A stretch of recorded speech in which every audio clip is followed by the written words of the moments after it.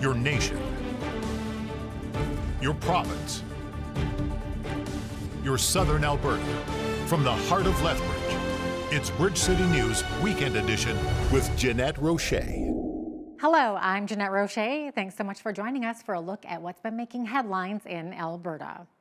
WestJet pilots will not be hitting the picket lines this weekend. The airline and the pilots union agreed on a settlement ending a possible June 1st strike. The Airline Pilots Association issued a 72-hour notice Thursday that could have seen a work stoppage as early as June 1st. Company officials say the new agreement comes as a relief for all parties and travelers. The union says the tentative deal will help with pilot retention, working conditions, and work-life balance. Its membership is set to vote on the deal next month. Emergency officials say there is still work to be done to extinguish a wildfire burning near Fort McMurray. The blaze near the oil sands city is under control, but it forced around 6,000 residents from their homes for several days earlier this month. The fire remains around 5.5 kilometers from the city's outskirts. The truck driver who caused the Humboldt Broncos bus crash, which claimed 16 lives and injured 13 others, is being deported.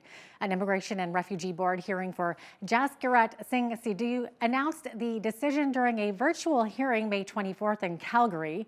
His lawyer said the decision was based on proving Sidhu committed a serious crime and was not a Canadian citizen.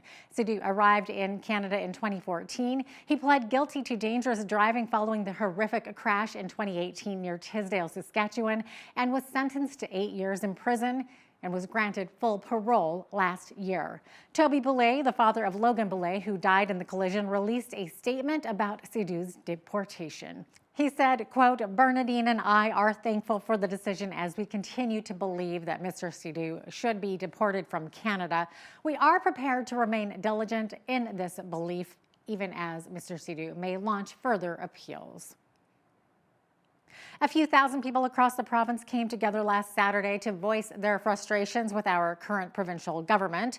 It was a movement called Enough is Enough UCP, and as I mentioned in this next story, the entire initiative was organized by a Lethbridge woman. The UCP has got to go. Between the signs and the chants, enough is enough. The message this group was sending Saturday was clear. From hands off our CPP, to protect our water, to issues with healthcare, education, and protecting the rights of trans youth, all coming together with the same goal in mind. Danielle Smith, it's my biggest issue. Get rid of her. The Enough is Enough UCP rally was organized by Glenda Tailfeathers. We have to do something because people are suffering. It was a province-wide protest taking place at the same time in 5 different cities. Calgary, Edmonton, Vermilion, Grand Prairie, Red Deer, who else? Medicine Hat. Yeah, and Lethbridge, it's been huge. According to Tailfeathers, between 3,000 and 3,500 gathered at the various rallies around the province, including 230 people in Lethbridge coming together to recall the United Conservative Party through the group AB Resistance. There's a lot of issues, and they're just not listening to us. One of my big issues is their failure to protect our public resources in the Rocky Mountains. Tailfeather says she's made over 200 phone calls and sent hundreds of emails to different UCP MLAs in the province. I never connected with anybody. They've either got answering machines or you get a strange form letter. And they were all invited today. I called every MLA in southern Alberta and gave them a personal invitation to attend, to come and defend their positions, and we had no response. BCN reached out to the office of Lethbridge East MLA Nathan Newdorf for comment on the rally, but did not receive a response by airtime. For Bridge City News, I'm Jeanette Roche. The Alberta government announced that $5 million will be given out to support the healing of children and youth who have survived sexual violence. Government officials say 1 in 3 Albertans have experienced sexual abuse while they were under the age of 18. The funding, spread out over 3 years, will support those victims who have suffered depression, anxiety, self-harm, and PTSD as a result. Children and Family Services Minister Cyril Turton says the extra funds will support Little Warriors Be Brave Ranch in the Sherwood Park area, which is the only treatment facility of its kind in Canada. It offers survivors a safe haven and the time to process what they've been through and take that first step in their healing journey. On the other side of the break, amidst an opioid crisis, a study suggests alcohol and cocaine-related deaths are on the decrease. Particularly in the number of alcohol poisoning deaths, I should say. So obviously their opioids are trending upwards, and fentanyl is present in about 93% of those cases.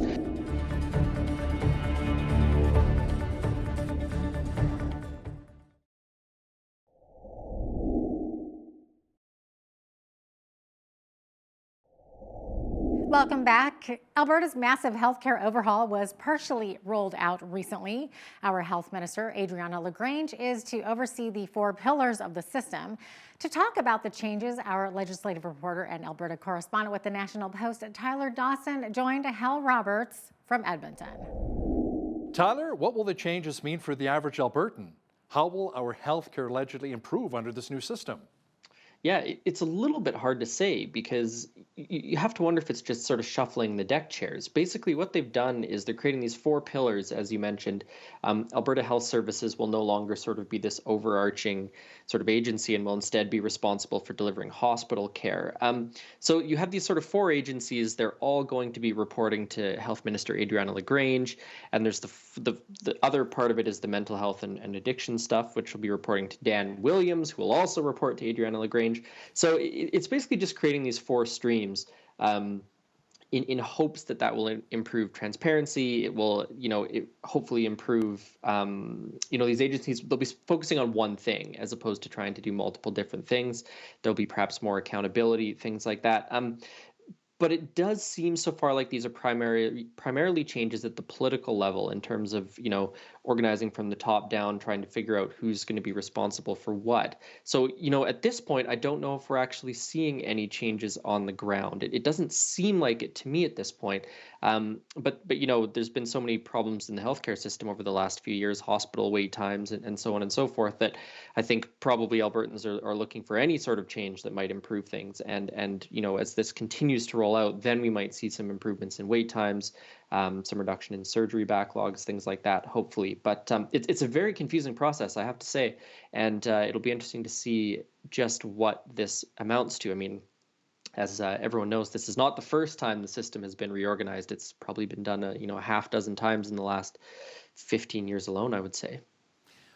Last year, sadly, more than 1,800 Albertans died from opioid overdoses, Tyler. That's the highest number in provincial records. Now, some are calling into question the government's model of addiction recovery. But there's some good news, however, in that those dying from alcohol poisoning and cocaine overdoses continue to trend downwards. Yeah, that's right. There's been a pretty substantial decline in the last few years, particularly in the number of alcohol poisoning deaths, I should say. So obviously their opioids are trending upwards, and fentanyl is present in about 93% of those cases. But there are, a few bright spots, as you mentioned, cocaine and alcohol, which I think are the lowest levels they've been recorded in several years at least. Now, the Alberta government's sort of stance towards addiction and recovery has been, it's been very controversial. We've talked about it before. There's very much a focus on recovery. Alberta has not, for example, tried the drug decriminalization thing that British Columbia tried and subsequently got rid of because it didn't really work. So there's been more focus on recovery and less on harm reduction, I think is fair to say. Now, the one thing that hasn't happened yet that we've all kind of been waiting for is the legislation that would force, or allow, I should say, courts to force people into addictions treatment.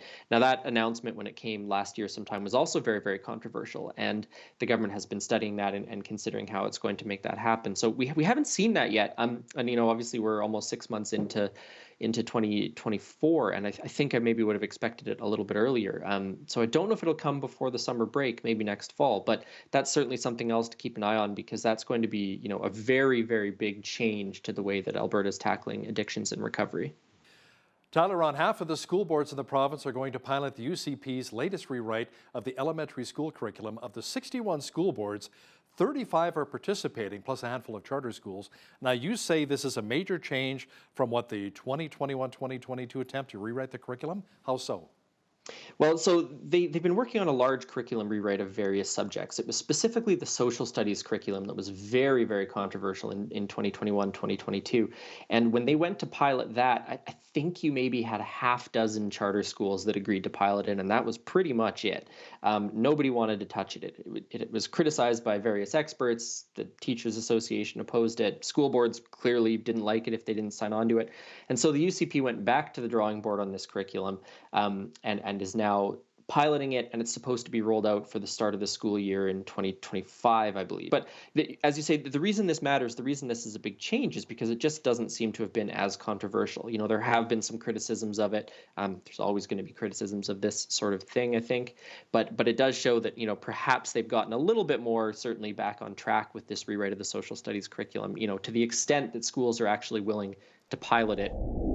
We need to take a quick break, but when we return, rural crime is on the decrease in southern Alberta. But what's the reason? We speak with the RCMP to find out what they've been doing to make the difference. We'll be right back.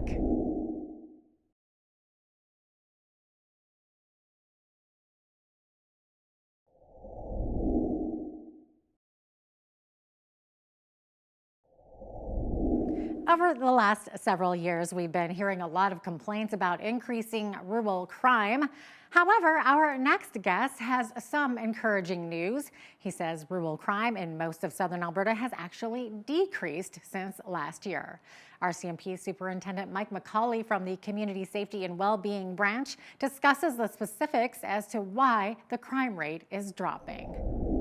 It's funny because in my branch, I'm in charge of crime reduction.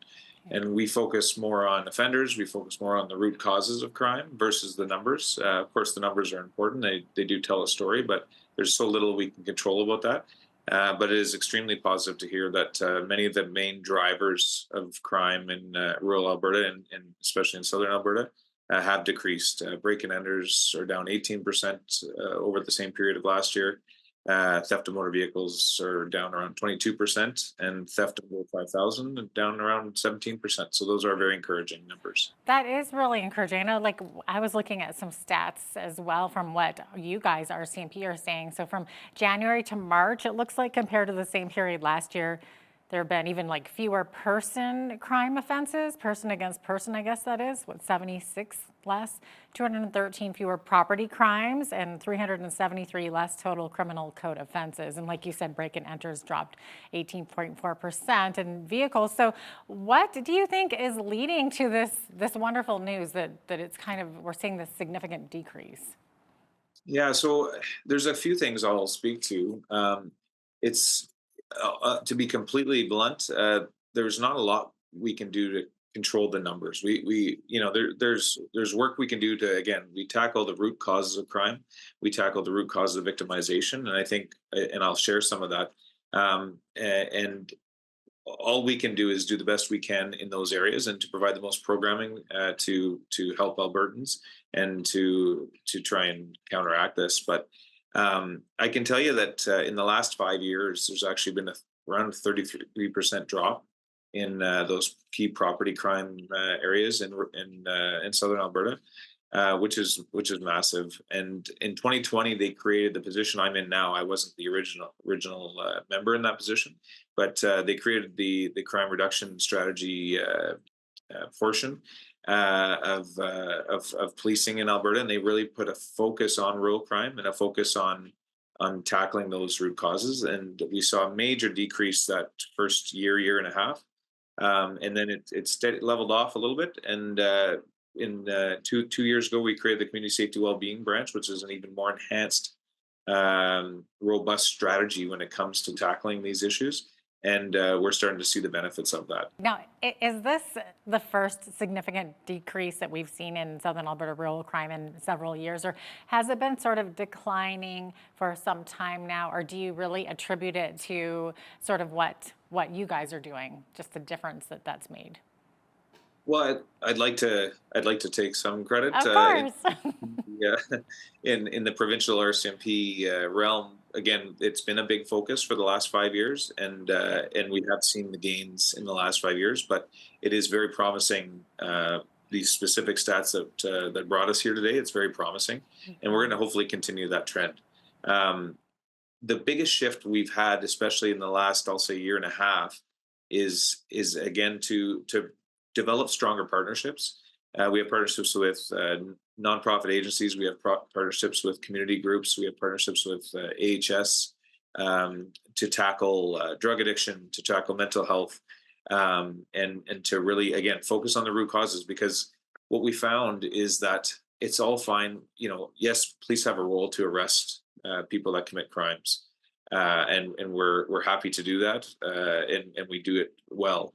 But what we've had to shift from, and it is a shift, I would say it's a relatively global shift, is to not just tackle that, but also to walk upstream. So we use the stream analogy. If you picture us, a beautiful stream, and coming down your screen there, at the bottom is where we pick people up and have to arrest them, or perhaps they're in the depths of drug addiction, and that's why they're committing crimes. And often our social services and police and first responders deal with people at their worst at the bottom of that stream. What we've tried to do is, how about we walk upstream and find out why they're falling in and ending up in that sad state of affairs at the end of that cesspool, and try and work on some of those reasons before we get there. And I think there's been some good success. Still to come in our show, economic times are tough for most people these days, but there is some good news for the Southern Alberta economy. We dive into that next.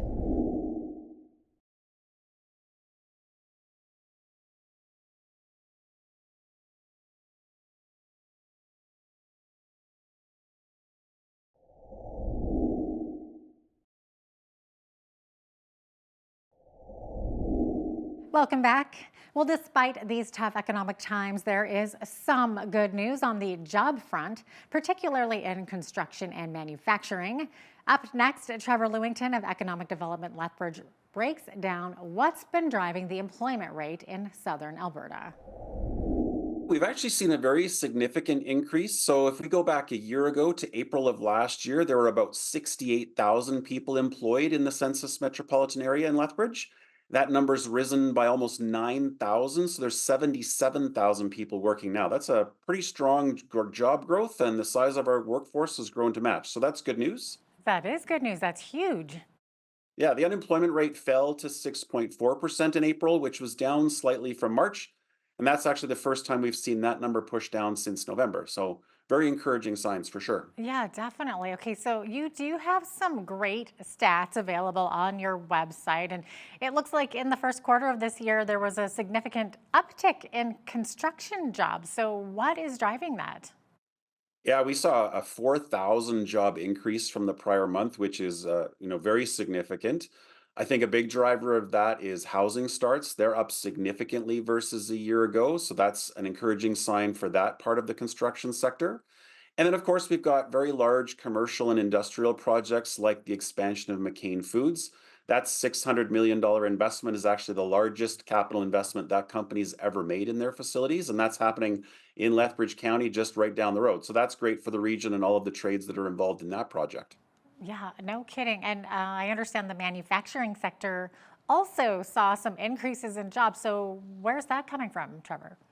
Yeah, last month, manufacturing actually shed about 700 jobs. So we were down on a monthly basis, but that number is up 500 compared to a year ago. So manufacturing sector still very strong. And what we're seeing actually is Lethbridge beating the trend. So last year, 2023, Lethbridge region exported almost $2.2 billion worth of stuff to other places around the world. And that was an increase of 3.1%. And that happened at the same time both Edmonton and Calgary saw a reduction. So their exports actually shrank, and the Lethbridge region's exports actually grew. And of course, about 2/3 of our exports from this region are in fact manufactured goods. We've got some, everything from garbage containers to jet engine parts to all kinds of finished products that are shipped out of this region. And we're very fortunate to have that diversification in our local economy. Okay, so Trevor, professional, scientific, and technical services saw a decline in the number of jobs. So why is that a trend there?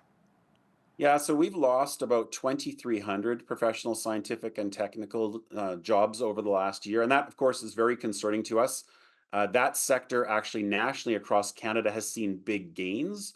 So Lethbridge is definitely an outlier. We want to try and understand that a little bit. I personally think a part of that is the series of budget reductions we've seen at both the university and the college. Both of those institutions have seen almost a 20% reduction in funding over the last 3 to 4 years. And so, of course, that has meant headcount reductions in a lot of those scientific and professional roles. So I do think, we have an outsized or oversized public sector in Lethbridge because of our two institutions. And so we feel the pain of those cuts a little bit more. Yeah, for sure. And how are businesses faring now with the challenge of finding workers to fill those job vacancies? Are there any particular sectors that are seeing more labor shortages than others? Yeah, great question. We have seen a steady decline actually in the number of job vacancies. So, just over a year ago, we were north of 6,000 jobs that were vacant. That number's closer to 4,000. So we've seen a big improvement. And job vacancies, of course, are a concern because businesses often have to either curtail their production or they, maybe reconsider expansion projects if they don't have enough staff to run. So when we do our Brighter Together business survey every fall, usually what comes to the top as one of the key concerns of business is workforce and the availability of talent. And this past fall was the first time ever that workforce was not the number one concern. So that tells me things are starting to shift and we are seeing some improvement. The vacancies for the most part in our region are the skilled trades, as well as a category called equipment operators. So these are not typically entry level minimum wage type jobs that are difficult to fill. It's more those very skilled positions. And so, we've seen some investments from the province at Lethbridge College to add more spots in the trades. We've seen a number of micro credentials being developed in our region. And so again, it's just working with industry to understand what are the top issues and trying to find some of those solutions. We need to take a quick break, but when we return, it's graduation time, and we honor the many who walked across the stage this spring.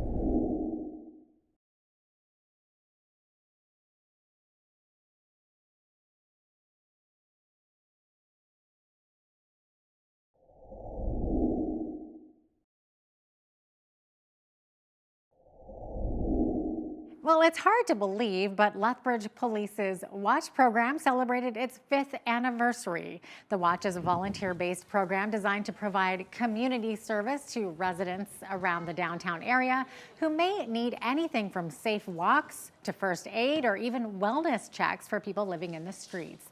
Lethbridge Police Service hosted a public barbecue in Galt Gardens to celebrate the anniversary and invited those who have previously needed assistance from members of the Watch.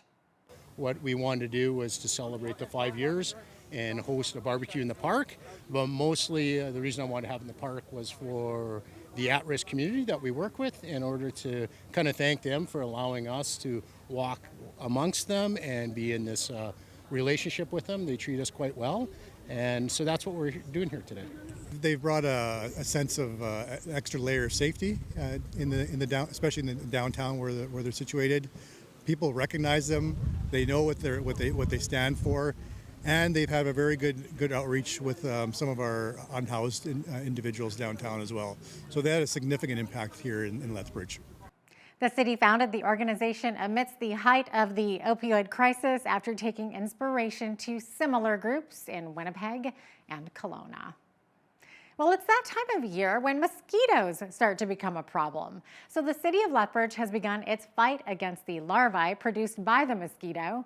Mosquito technician Todd Carter says this is an ongoing program of monitoring standing water masses for semi-permanent bodies of shallow water.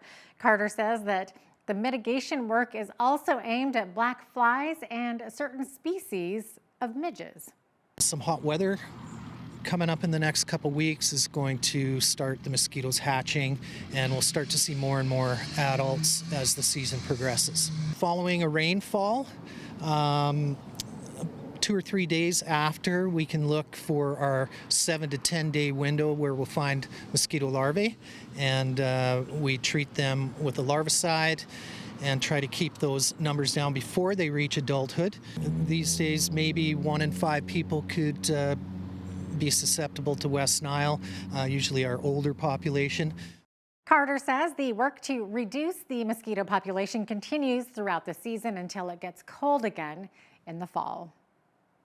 Since 1958, Lethbridge College has graduated tens of thousands of students, and this spring, over 1,000 have been added to the list.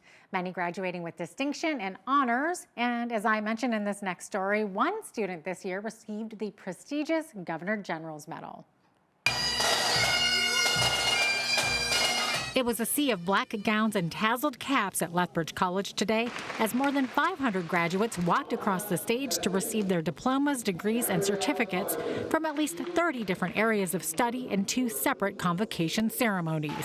Overall, we have 1,200 grads, but not all of them attend convocation. So today we're going to have crossing the stage about 550 in total. So we broke it up about 300 one ceremony, 250 the other. Many of the grads making the dean's list and crossing the stage with distinction, great distinction, and honors, including this year's valedictorian, Annette Campert. It is a great honor to be here today as valedictorian. And Kay Marquez, who received the coveted Governor General's Academic Medal. When I heard about the news, I felt emotional and I cried. Yeah, I feel like all the hardships that I had while studying are worthwhile. Marquez not only received a straight 4.0 GPA in her engineering design technology diploma, but she's also a wife, mother of 3, and worked full and part-time jobs throughout her course. How did you do this? Honestly, I don't know. But every Sunday I attend a mass. So, I start the week with a prayer. And I would pray that, Lord, this will be a busy week and guide me, help me manage all the schedules. Marquez, who came to Lethbridge just 18 months ago from the Philippines, joins the many international students from 21 different countries this year. In addition to the 2 spring convocation ceremonies, the college is also holding an Indigenous Honor Night Friday evening to recognize the college's Indigenous graduates. Registrar Marco Hildersum says, as a former instructor, nothing is more rewarding than seeing students cross the stage. It's fantastic, and this was a day that was kind of a culmination of all your work. Seeing the students introducing they want to introduce you to their family, so it shows kind of we're part of their life, and they want to share that. So that's fantastic. For Bridge City News, I'm Jeanette Roche. And congratulations to all our grads this year. So exciting. Still to come, as artificial intelligence grows in use and popularity, there are growing concerns about safety, security, and how it will impact jobs. After the break, an in-depth discussion about AI.